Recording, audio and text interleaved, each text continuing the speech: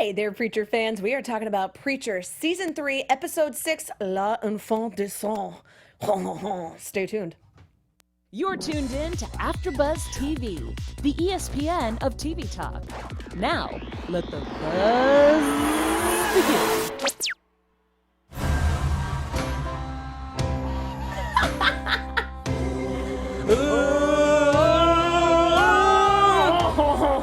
Hello, everybody. No. Welcome to the Preacher After Show. Yeah. We're talking about Preacher Season 3, Episode 6, La Enfant de Sang.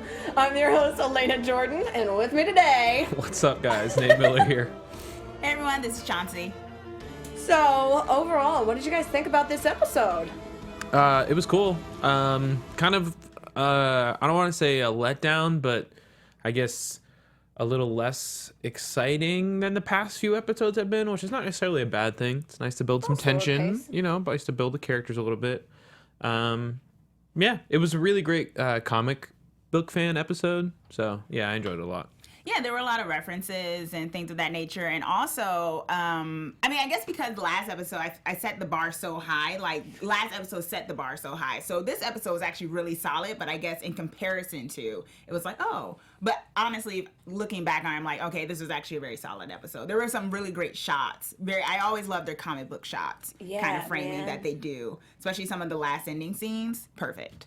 Yeah, the cinematography this episode was dope. There was just a lot of moments that were like, look at how cool this visual is. I have a quick question. Yes. Do you know how many episodes this season is? I don't. I thought it was 10. 10 or 12, right? But I think it might be, I thought it was 10 initially, but I think it might be 12. If it's 10, this makes sense that we would have a little bit of a slowdown because with 4 episodes left, and that gives us next episode time to gain steam to then push into a big finale. I think it's like 12 or 13. If it's 12 or 13... Either way, we're at the middle point. Yeah. Or very close to it.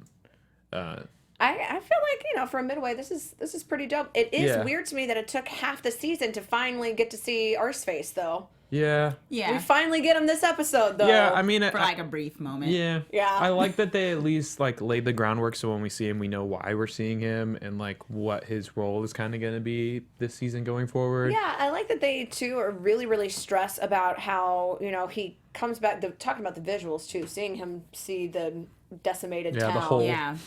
Just the arsehole, if you will. Yeah. Nate's about to walk out. So... No, I love it.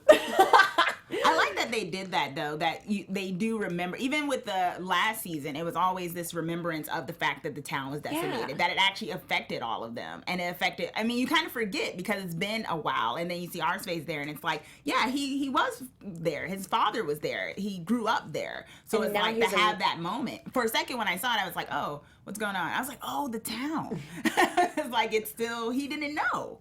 And I love, too, that we get his perspective is still, he's literally been to hell and back, and he's still saying, I am 100% a believer. God has a plan. There's a reason. I don't understand it. Everyone's dead. But if I hadn't gone to hell, then I'd be dead, too. So this was God's plan, trying to find some sort of meaning.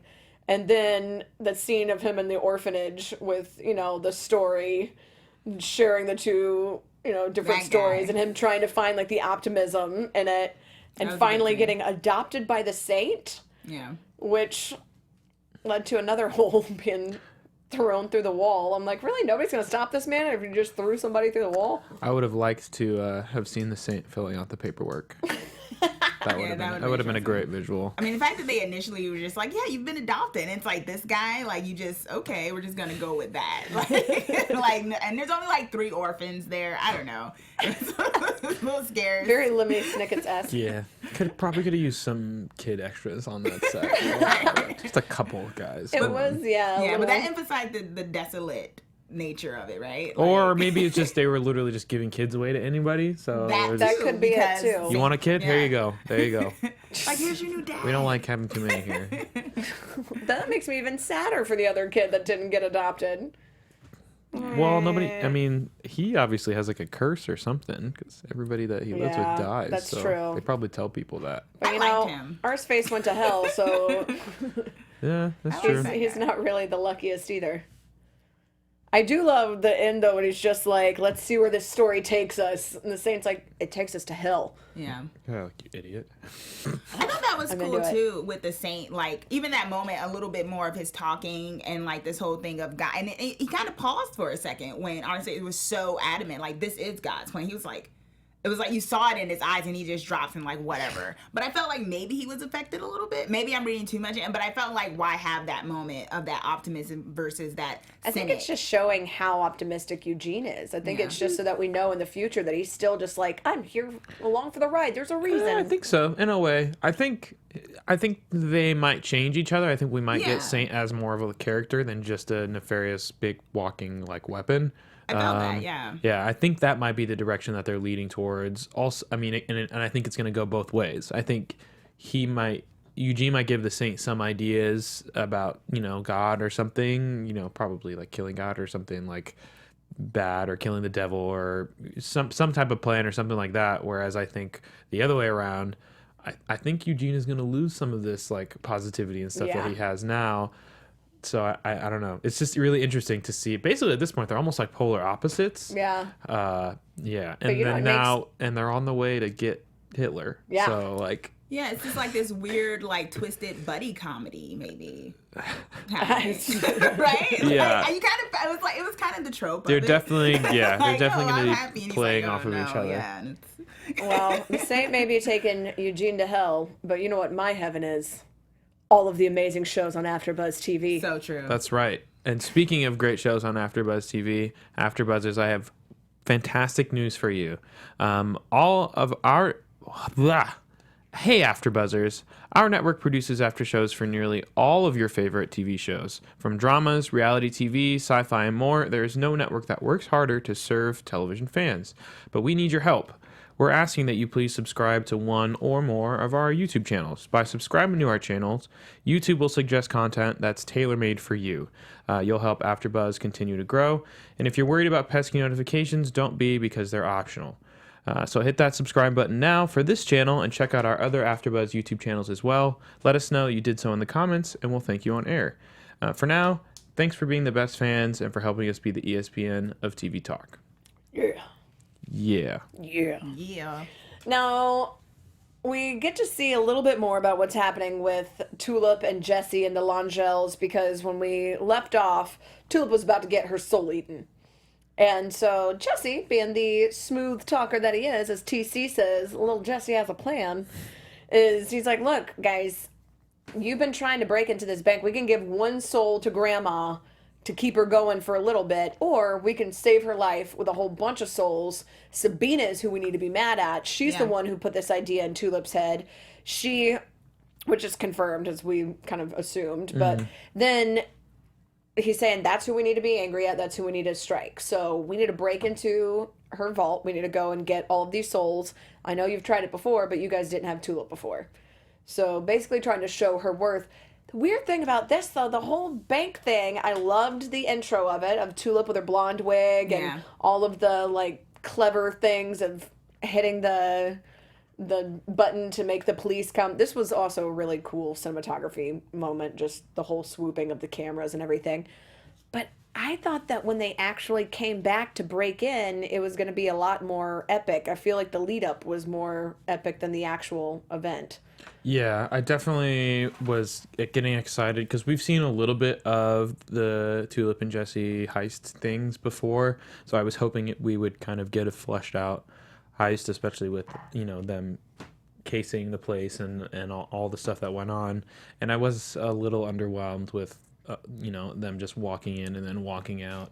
And there was a lot of things going on that they were cutting to otherwise. So, like, you could see that there was multiple pieces making this work at once. And, like, cutting to TC with his member just flying in the air, which was not pixelated enough. It was not.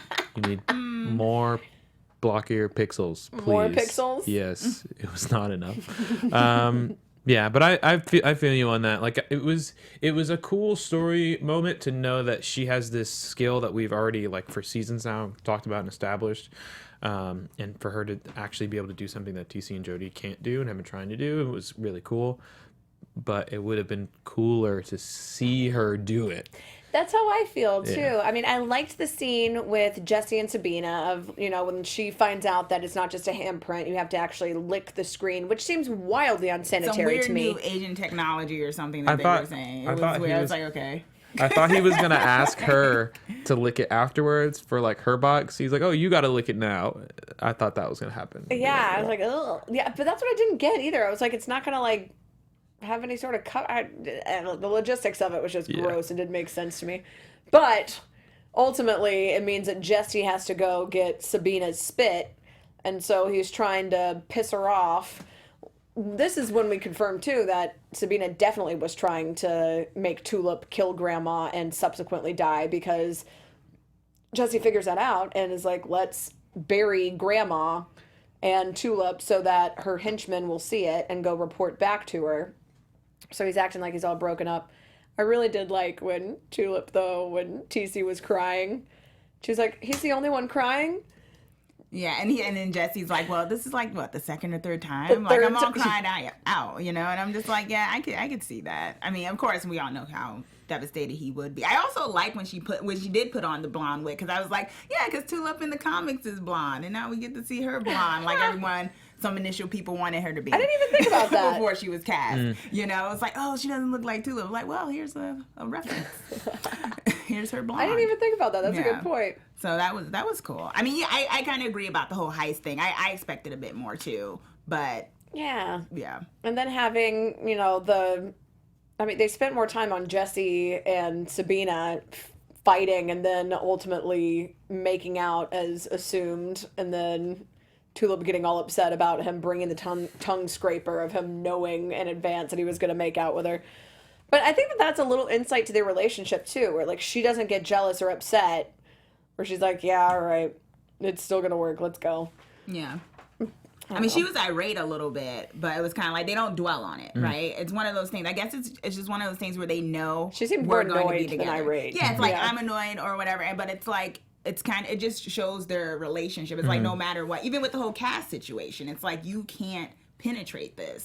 Like, but it gives us insight into Jesse and Sabina's relationship too, because even when he's saying, I really liked you, I think he was being honest. When they're saying that they actually did have a good relationship, he did care about her. So ultimately, it is kind of sad that he's like put in a situation where he has to push her away, as we saw as a kid, and what led to her ultimately thinking that he tried to kill her brother on purpose instead of in self-defense. But yeah, that moment of being like, yeah, I played Johnny Cash for you for the first time, Man in Black, and took her shoplifting on the date. That's still pretty wild. That I would feel like killing your brother would still trump all of that. Yeah. You're like, look, yeah, maybe we had some good times, but then you killed my brother, and I'm not going to make out with you. But I don't know. Maybe that's just me. Love, hate, I don't know. Lust, hate. I feel like I get the reminiscing with your ex thing, but I don't get the reminiscing with your ex whose sibling you murdered. Yeah. That's kind of... I don't know. Sabina kind of, I mean, some of her actions like just surprised me this episode, because she seemed a bit more like ahead of things leading up to this episode, and then suddenly this episode it felt like, I don't know, she was just kind of... She's pretty easily duped. Yeah, it was just like, but like, what happened so far? And with like, Jody going and killing everybody at the I was like, the how motel. did she not know that all her people got killed? Like, just, it was...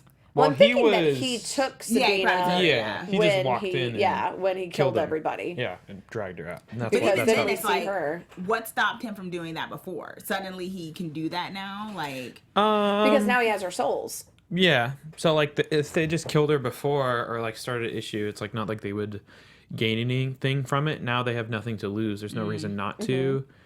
At least that's how I saw it. Yeah. Also, I think, to go back on what you said earlier, I agree with you. It was kind of out of character for Sabina, but I think also maybe on the flip side, it was more revealing for her character and showing us that the reason why all of this is happening is because she still has that soft spot for Jesse, even after everything that's happened. That's why she even puts herself in this position to convince Tulip about all this other stuff, and that's why she shows up at the bar, because she even says, like, you're beating up guys here to get me here, and here I am. Yeah, she came anyway. She knows, but she came anyway. Yeah, because she did. Well, now she thinks that his girlfriend's dead, so she's probably thinking she has a chance to rekindle. Even though she's the one who Hadn't killed even her. been a day. Yeah, but he's like, would it make me the worst person ever if I kissed you on the day I buried my girlfriend? Yes. She's like, yes, it would. Let's make out. Yeah. Come on, I mean, Sabina. and in some way, maybe, I mean, it seemed when she was younger, their whole thing was, I'm gonna, kill that old, the grandma or whatever. And it's like, I feel like maybe in some ways she thought her and Jesse could have some type of soul empire together or whatever. Like maybe they could come I don't even think it was together. that deep. I think she was just like, I'm into Jesse still. This is unresolved things. But just in terms of like her not being super calculating, but also, I mean, she is a business person. I mean, she was able to build since like the whole thing with her brother, and then she gets to this point, and I think she saw some value in Jesse. I don't think she did care for him. I think she also saw value in him, just like his grandmother sees value in him, just like, all of the others see value in him. I think there's something really about see Jesse that but... Yeah, I got a vibe that like she cares for him, but it's also like it's like that lust intensity type thing, kind of like how him and Tulip have this dynamic, So, but ultimately, it's all for naught because we think that when Grandma, after she is saved and is fed all of Sabina's souls, that when they drug Tulip, that she is going to be. Basically have her soul eaten. Mm-hmm. We see the machine working, we see the soul being eaten, and twist, it's Sabina. Dun dun dun. Were you guys expecting that? I wasn't. That one got me. No. I mean, I was expecting retaliation against her. I did think that it was Tulip that they were going to drain. I did too. Yeah. So in that way, no, I was not. And I wasn't expecting Jesse to shoot her right after, because we saw last episode they had the teaser for this one where he's saying a person is nothing without their soul. But I wasn't expecting it to be in the contents of, we just drank Sabina's soul, so now I'm going to shoot her dead so that she doesn't have to fight in the tombs. Yeah. I mean, it ultimately was sympathetic, but... Yeah, it was a nice mercy kill. I think he also he really doesn't want to open the tombs again. Anything that's going to perpetuate that, he doesn't want to do. I mean, ultimately, he finally gives in, and he's like, look, it's time to call the Grail, which the Grail has been up to their own stuff, too. We get to see Hairstar, which I'm kind of sad that Dave isn't here today, too, because we did get the dickhead reveal. The penis head. Yeah, that I thought was pretty damn funny. But...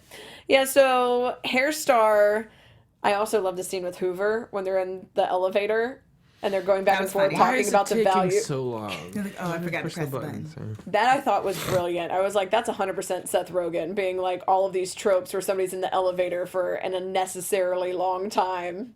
I thought that was brilliant. I loved it. I feel like, maybe I'm wrong, but I feel like that is a comic book reference. I think it is. But I feel like sitting in an elevator for an extended amount of time. I think it was in the comics. I think so. But I'm saying that I think that was Seth intentionally being like, definitely. include this. Yeah. I think that all the time. I think that all the time, yeah. The elevator doesn't take that long. They're just sitting there talking. People got to get up and down the stairs. Like, what the heck? But yeah, I love that this scene too, the kind of the humor in it, and having Hoover is just a perfect comedic relief too. Yeah. But having him talk about the Allfather when he's like, I feel like he's more fat than scary. Mm-hmm. He's like, no, he's scary. Like, here's a flashback. Somebody touched his hot pocket, so he crushed their head to death. That was a very cool scene.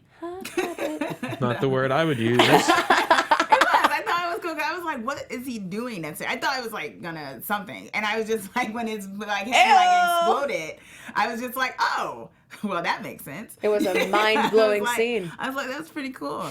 Yeah. And I think, the other thing I like about Hoover, like the other thing I like about him is that he says these things and he's no more like, I think last season he was a bit more nervous, and then this season he's like just totally about being oblivious to it. Yeah, he has nothing to lose, really. Yeah, anyway, like... And poor Featherstone, when Hair comes in and is like, she says, good morning. Well, now my boner's gone. Or whatever. I'm like, Jesus, they're just crapping all over this woman. Yeah. Her busted face still. Tulip, love it. But, yeah, having him turn around and ultimately being annoyed by the Messiah who has rubbed his own feces all over the place. And is up. And you know what? I didn't even think about that. Humperdew is played by Tyson Ritter, the lead singer of All American Rejects, and that song "Gives You Hell" came on the other day, and I was like, "Oh, clever!" So I'm waiting for them to play it in the show because I think they might at some point. That might be too meta for me. It might be. It might be a little too meta. But ultimately, this is when he takes off his hat, his Liza Minnelli cabaret hat, as Featherstone and Hoover call it, and reveals his dickhead and the Allfather. And the Allfather, who then reveals his plan, which, this whole terrifying thing, too, about the spurs and about the horse, like in the whole story about, like, you have to eat your horse, like the knight has to eat the horse, and it just is this. I thought he was going to kill and eat Hair Star. I think that was supposed to be the implication. Yes. He was threatening him. Yes, but I thought he actually was. I didn't think he was going to wheel in this giant carcass and be like, all right, let's start munching. Gross. Yeah, that wasn't the gross part. Well, I don't know. All of it was pretty gross. I felt very bad for the animals this episode. Like that. Like as an animal lover, I was just like, man. She's an animal lover too. Well, not in our same way. Not in the same. But yeah, ultimately, then too, the Allfather reveals his plan, which up until this point, Hairstar and us have all thought it was basically that the Grail was going to take over the world, and they were going to use the Messiah to build their own order and basically be in charge and be the power force. And instead, he's saying, no, the actual plan is we're going to nuke everything to hell and back. We're killing everybody. We're just going to blow up the world. It's the true apocalypse, which now is even more impetus for Hairstar to be like, look, I can't let this happen. We have gone way off the rails here. And when the Allfather reveals that he basically knows about Jesse, I thought that was an awesome tease. Yeah, I thought, I think it goes back to what Allfather was saying about how, like bringing about the apocalypse and whatnot. It goes back to kind of what they were saying in the elevator, where Hairstar says, he makes me look like a conscientious dissenter. Like it makes it look like I actually, because he's so foul, I actually look like I'm like trying to save humanity. And then this scene happens and it's like, yeah, pretty much, because he actually does what you actually are. Once again, it brings that blurred line of maybe his plan isn't so bad in comparison to the other, thing that they have in store. A lesser of two evils. Yeah, exactly.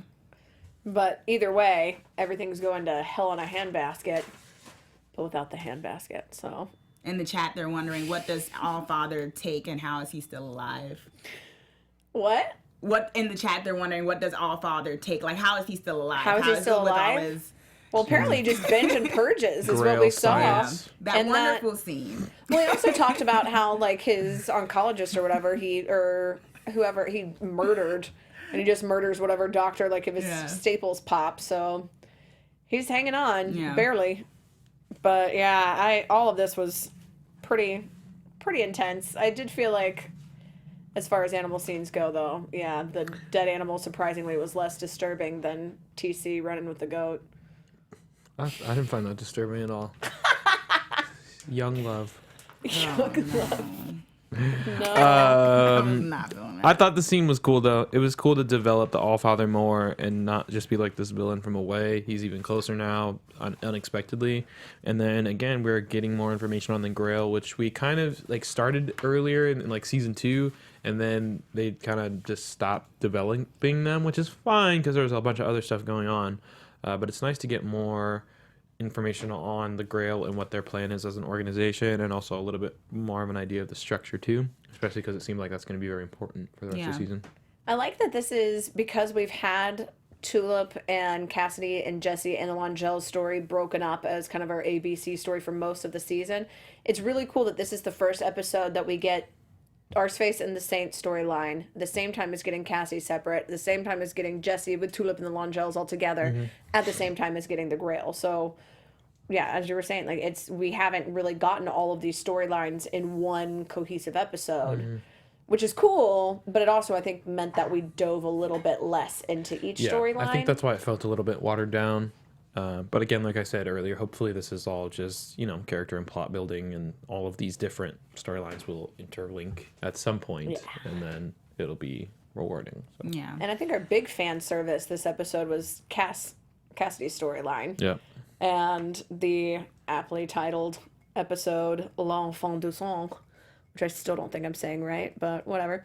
But Icarius, we finally get to meet him and dive into this character and this version of the character. We'll also, too, at the end of the episode, say goodbye to anyone who hasn't read the comics, and then have a little comic spoiler section at the end of those, too. So stick around after the episode. That's why we're not diving too much into the comic book references right now, because we don't want to spoil it for anybody who hasn't seen it or hasn't read it. Oh, hey there. No, not yet. But yeah, so Icarius is with his children of blood, and they're in Kevin's grandma's basement, which is where Cassidy is finding out. That was really funny. I did love that. I didn't know he had friends over. Kevin's so grandma cool. might be my favorite character this season. She's just so sweet. Like, Yeah. I just love her. You tell her you've been smoking crack all day, and she's like, "Well, that's not good for you. I made blondies. Come in." Just sweet, sweet little old lady. But ultimately, Icarius is telling Cassidy that he's been living life as a vampire wrong for his 119 years. He has all of these powers. He has all of these abilities that he knows nothing about. He's just been drinking engine coolant to feel something new, as he says. And Icarius, in this version, is just saying he wants company, really. He wants somebody who's an equal. He's being hailed as the, Knight of Wraith and all of these massive things. But what Cassidy is saying is he's just a vampire. They're both just vampires. And there's no need to damn all of these other people because it's not going to work out for them. And Icarius is saying, look, I'm specifically choosing people who are good people. Good people make good vampires. Bad people make bad vampires. If your son was a piece of crap, then, yeah, he shouldn't have been a vampire. That's on you. So what did you guys feel about the way that they incorporated Icarius and his followers in this episode? I thought it worked. I mean, of course, it's a plot where it seems like it's trying to explore Cass's kind of warring with himself of who he is and what does it mean to be a vampire and this idea. And it was cool to see what it kind of went into the stereotypical what we know vampires can do, but we didn't really see the whole persuasion of the mind, the flying and things like that. And I was like, oh, they can do that. And so I dug the plot line. I thought it was cool. And he seems very genuine so far, right? And we all know that can change or whatever, but I did feel like it once again goes to this whole idea of him wanting to find some sort of, a Cass wanting to, kind of looking for a companionship or whatever, and finding it in this other immortal person and kind of warring with himself about whether or not he can trust that. So I thought that was interesting. I did like it too. I also, for personal reasons, just like the subtle pun when Cassidy says that being a vampire sucks. I was like, I don't even think that was intentional, but it made me happy. Oh, of course it was intentional. But yeah, I thought it was cool the way that they explored this. And, with Cassidy being like, whoa, you turn invisible. Like, that's dope. And he's like, don't be foolish. Nobody can turn invisible. And he's just a freaking cat. The most adorable cat. I know. The sweetest little cuddly vampire cat. Yeah, it was interesting. Vampire bats got nothing on vampire cats. I thought it was cool. This is the only part that's it's weird because on one hand, a lot of this is referencing comics, but also on the other hand, a lot of it felt out of tone from the comics. I mean, we do have a lot of supernatural stuff going on, but everything kind of seems more on the grounded side. I don't know if that makes any sense, but when he ate that whole owl, Poor I'm owl. like, how do you how do you even can they dislocate his jaw now and just Maybe. and how does that get out? You gotta the I feel owl like thing I didn't understand. I was like, what? I was waiting for Cass to be like, how are you gonna shit that out? Yeah, that was my mentality. Is I was like, why the hell would you do that? Now you've got beak and feathers, and you're gonna have to pick out your beehole all day, dude. Bad Also, decision. I'm really curious too because Icarus expresses this desire for friendship and loneliness and all this stuff, but he has a horde of people that he's turning into vampires. So but we don't see. I mean, of the people there, we don't get any confirmation that any of them are vampires that are turned. Exactly. So I wonder if the turning thing is even real.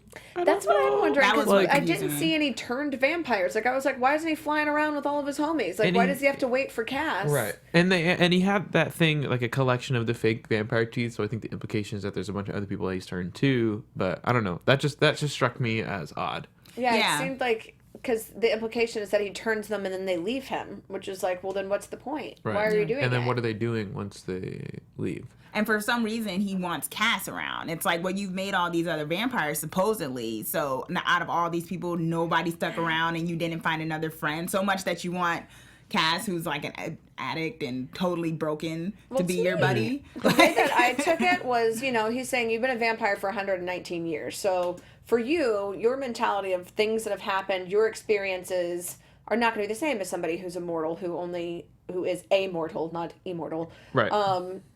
They're going to have a limited scope. So it's almost like, if we were hanging out with a bunch of toddlers, at Yeah, some point they you're going to haven't want had to enough hang time out. to- Yeah, you're going to want to hang out with somebody I your get that. age, even if it's somebody who's kind of a dick, just so that you're not hanging out with a bunch of little kids, which this is the vampire equivalent of. I'm just going to follow this plotline very closely because it's just going to be interesting to see how it develops with how they've already handled a lot of the vampire lore with Cassidy already, like with how lax they have been with sunlight and like, oh yeah, I'm carrying an umbrella, but like there's so many times where he's just out in the sun and like nothing happens.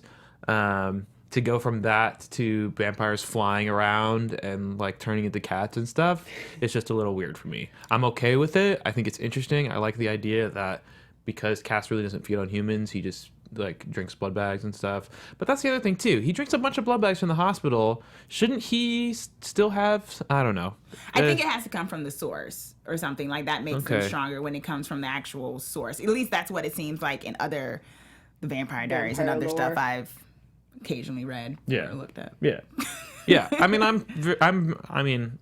think I like to think I'm pretty well versed in vampire lore, especially the different types of vampires from different. There's also an amazing sources book and called The stuff. Science of Vampires, which I highly recommend if you haven't read it. It's really cool, and it talks about the history of like rabies and everything and how it founded vampire lore. Interesting. And Unrelated to syphilis. right That now, actually but does sound interesting. yeah, it is. It's like the same thing, like why the reflections is because if you have rabies, you can't look at your own reflection. It's the hypersexuality, which is the idea of being able to persuade. And then they would run to get away from the light. People would get rabies. They would go and hide in barns, and then bats would fly out. And then people were like, oh, they turned themselves into a bat. So that's where that came from. But I also just want to call attention to that phone call too between yeah. Cass and Tulip. I think that's very important. It says a lot, especially how Tulip responded, and also Cass's overall attitude. So I don't know if they're gonna talk to each other for a while. I think that was kind of like a reaffirming of like where the storylines or the characters are separated right now. I think Yeah. that ultimately they are going to definitely reconvene. I feel like Of Tulip course. is going to They be the definitely will. impetus for it. But I think when that happens, it's not going to be like, hey, we're back. He's going to be like, I don't need you guys. I have a new friends and my whole cult and whatever. He flat out said, look, I've lived for 119 years. I've had thousands of you Yeah, and Jesse. move I'll on. have thousands more. Don't tell me to hang on and stay alive. I don't hang on for people. I move on. Yeah. And it's like, damn, Cass, you're in a crack house yelling at... I mean, I get it. He had his heart broken, but... It's also not super clear. Does he still have the love potion? Probably. We never saw him throw it away. So I think he's still holding on to it. Did he recover it? Yeah, he did. Yeah, had he in the car recovered it. He before had it in the left. car, and he chose not to use it on Tulip Oh, yeah, when that's he right. left. I remember that. But I'm like, I wonder if that's going to come into play at any point. Maybe. Because he's still... I Maybe. don't know. Either that or maybe he'll learn that thing that Icarus was doing of beautiful woman, come here or something like that. Or maybe he can... I mean, I feel like maybe he'll learn a few things too. Oh, I think from he'll Icarus. definitely learn. Do we know like where Icarus's name comes from? It's Icarius, I think. Icarius? Like, Yeah, do we know what Icarus it is means? the god that yeah, that's what I was flew to the saying. sun, but That's why Icarius, I was yeah. thinking that maybe it was some type of connection to... It was a god. He wasn't God. Yeah, Not he a was, god, but- he was human. They made wings out of wings wax to and, then, yeah. and whatnot. I was just wondering about that. If there was some type of No, cool Greek Icarius and reference. Icarus are two different stories. Well, I But, know, you but know, it'd be they can both interesting to fly. see what Icarus And is like, technically, background Icarius was. can't fly too close to the sun either because he's a vampire. He'll get burned up. That works. I'm not addressing that one. I did feel yeah. like the way that they shot it, though. Did anybody get little vampire vibes? No, what I got was when Seth and Franco did the Bound to parody. That's what I got when they were sailing in the sky and he was holding him. I was like, this is straight up that green screen behind them. I didn't even think about that. Yeah, you're funny. right. I like that. That was dope. But yeah, ultimately, we do see Cass go back and greet Mrs. Rosen, who welcomes him home. I love that terminology too. She's like, look who's home. Yep. And I feel like it's the first time that Cass has actually felt at home. So I'm interested to see where they go from here with that whole storyline.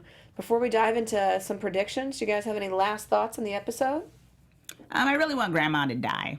Like, I just, at this point, she really pissed. Like, I was just, like, the stuff she was saying, I was like, this woman needs to die. Like, I think, and maybe that's why they drew it out as long as they did this whole plot line, so you could get to the point where you really hated her, because I really hated her towards the end of this episode. I was like, this old woman needs to croak. Like, it was just like, it's gotta end. But that's good. It's great storytelling. Yeah, it does take a lot to just be like, it's time to kill this old bitch. But yeah we're there. That insert where the cops are driving to the bank and they're like, what do you mean? There's a bank robbery going on. We don't care about the zoo. It's TC. Yes! And just the look on their face with like the slow zoom and that look like, Oh man. Perfect. And now we know why he's on house arrest. Yeah. Where he's not allowed to go. He's been petting the zoos a little too hard. And on that note, you want to dive into some predictions? Yeah. Yes. AfterBuzz TV predictions. Now, your AfterBuzz TV predictions. So we got the teaser for next episode where ultimately we are going to see Jesse making a meeting between Hairstar and Grandma. We know that we're going to see a little bit of Hitler working at Starbucks, it looks like. Yeah. But I feel like I don't really know where they're going to go with the Grail and Grandma, if they're going to be able to pit these two together and have them kind of take each other out, if that's the ultimate goal, or if it's just going to complicate things more, especially now that we know that TC is starting to pick up on Jesse being Genesis. What do you guys think? That was just interesting because it seemed like she knew what the name was, which is something that hasn't really been explored. So yeah, I'm really curious what's going to come from that. And again, it's nice to it was nice that we had a little breather episode, a little build up, kind of like some spread out, lay some things down to be picked up later. But judging from the preview, it doesn't seem like we're going to have to wait too long. Like next episode's going to wrap a lot of those things up. So I'm just excited to keep it rolling, keep it moving. Yeah, I think when there's a little clip in the next episode where they're like sending a body out in the water. I think they want you to think that's Grandma, but I think it's Sabina. I think it's her that they're sending out. I think that's probably going to be the beginning because I really don't think Grandma's going to die next episode. I want her to die, but I don't think she will. And I'll be interested to see what exactly Allfather knows about Jesse exactly. And I saw Tulip had on the Grail uniform. She walked down with the white outfit on and the red. Yeah, she came down and she like posed, and I was like, are they going to have her kind of doing stuff for the Grail? I mean, she'd be a great asset to them.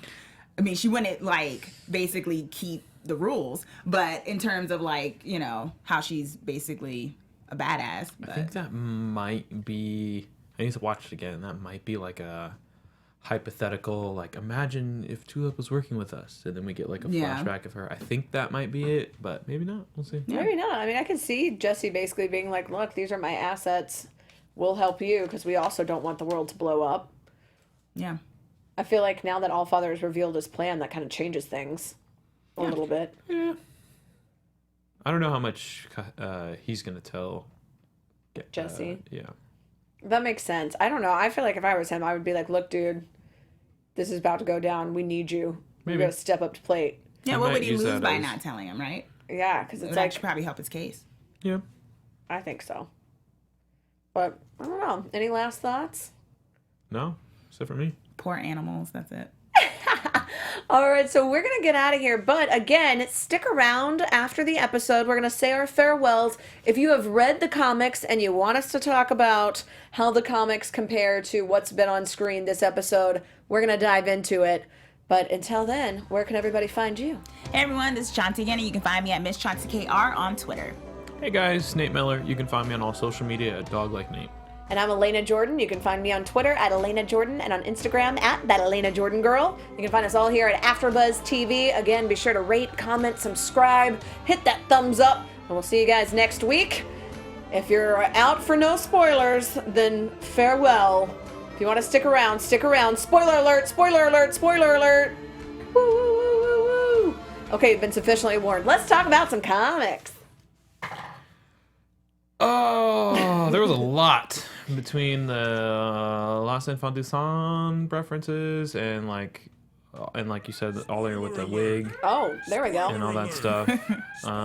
It was really cool as a comic book reader. Like they're just nailing like so many things within references and tones, but it's still somehow applying to how they've changed the story. Yeah, I was wondering how they were going to be able to tie this in with how different everything is. Even because just like timing wise, like everything's like out of order. But I love it because this is, I mean, we get some straight out of the comic panels that are storyboarded here that are just dope as hell. They look awesome. But I love that they were able to simultaneously have this storyline. Mm-hmm.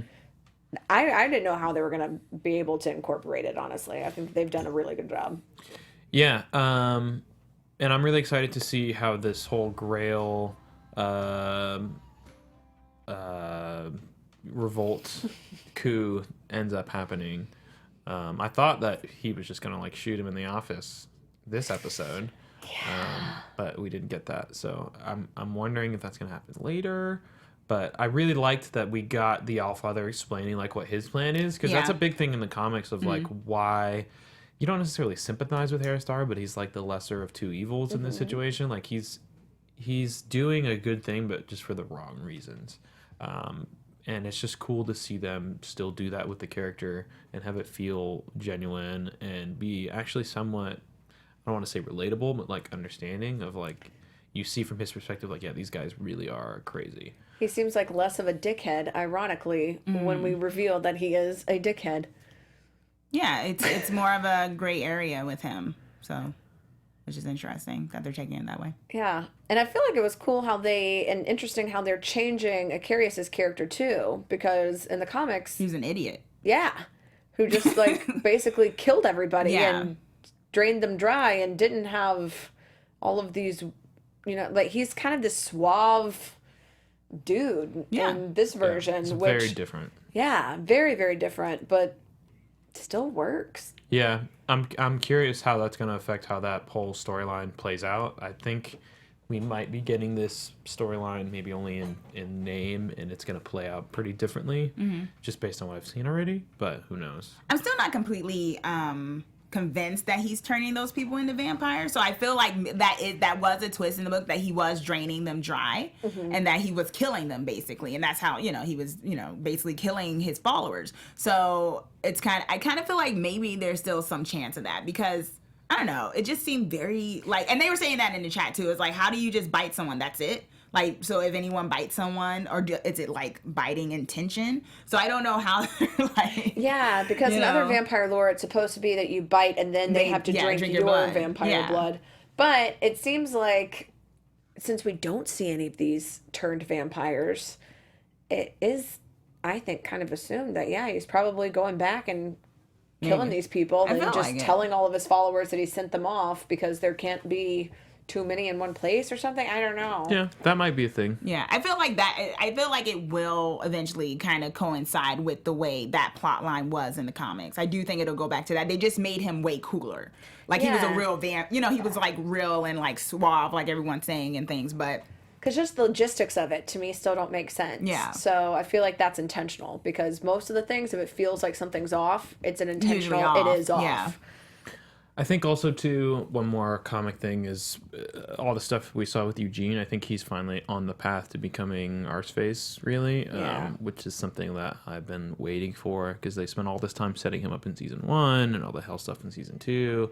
And so far, we haven't even seen him in Season 3 up until now. And I'm just kind of waiting for, especially with all the comic book stuff we've been getting, to get the comic book character, because we've got Eugene, but so much of what we've got of him is not really what you know him from the comics from. Yeah. So I'm kind of like anxiously like, all right, let's get there. Like I want to see him. And I'm wondering when the Saint is going to kill the devil. Yeah. Yeah. I'm wondering if that's going to happen next episode, or if it's going to...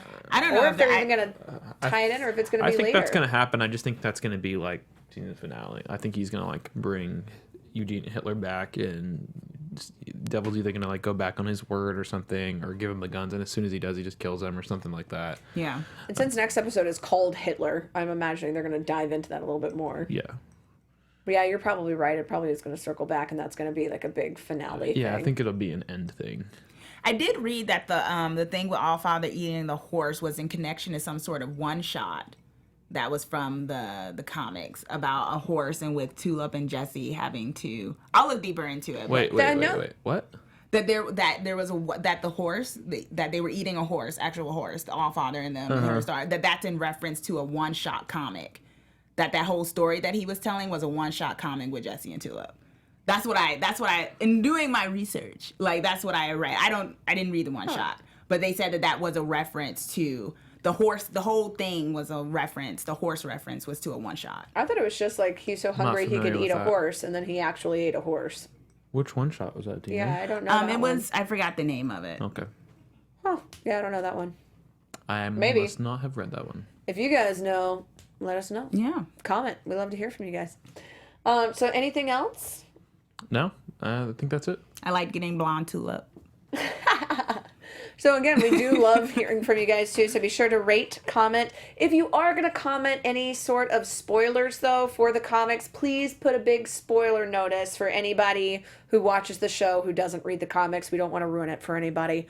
But one last time. Hey, you can find me on Twitter at Miss Chauncey KR. You can find me everywhere at Dog Like Nate. And you can find me at Alana Jordan on Twitter and at Alana Jordan Girl on Instagram. And we'll catch you guys next week. Bye. Yeah, I had it on my phone. From executive producers Maria Menounos, Kevin Undergaro, Phil Svitek, and the entire AfterBuzz TV staff, we would like to thank you for listening to the AfterBuzz TV network. To watch or listen to other after shows and post comments or questions, be sure to visit AfterBuzzTV.com. I'm Sir Richard Wentworth, and this has been a presentation of AfterBuzz TV. Buzz you later. The views expressed herein are those of the hosts only and do not necessarily reflect the views of AfterBuzz TV or its owners or principals.